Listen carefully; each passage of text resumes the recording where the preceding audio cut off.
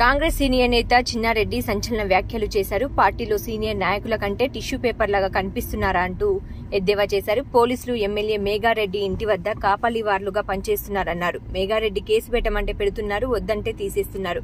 ఒక ఎమ్మెల్యేకు అధికారులు పోలీసులు ఇంతలా భయపడ్డం నేనెప్పుడూ చూడలేదన్నారు. పెబ్బేరు చిన్న మార్కెట్ చైర్మన్ పదవి అడిగే అర్హత మాకు లేదా అని, 40 ఏళ్లు పార్టీ కోసం పనిచేసిన మాకు అర్హత లేదా అని కాంగ్రెస్ సీనియర్ నేత చిన్నారెడ్డి మండిపడ్డారు.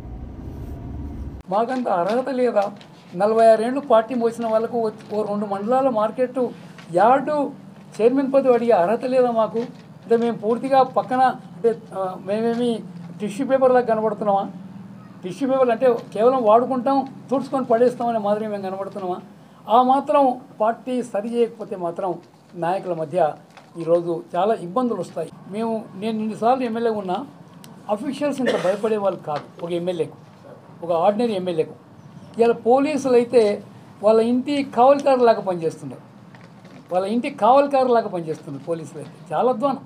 కేసు పెట్టామంటే పెట్టాలి, వద్దంటే వద్దు, తీసేయమంటే తీసేయాలి. ఏదో ఒక తొట్టి గ్యాంగు మేము తిరిగినంత మాత్రాన మీరు గొప్ప నాయకులు అనుకోండి, బయట వాళ్ళకి ఏమీ విలువ లేదు.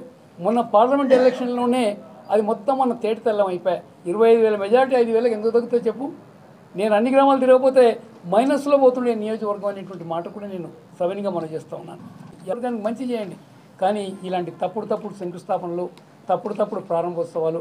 నిన్న సిగ్గు చేయడం ఏమంటే, తుమ్మల నాగేశ్వరరావు గారిని వనపర్తి నుంచి ఆయన అఫీషియల్ కార్లో పోనీయలే.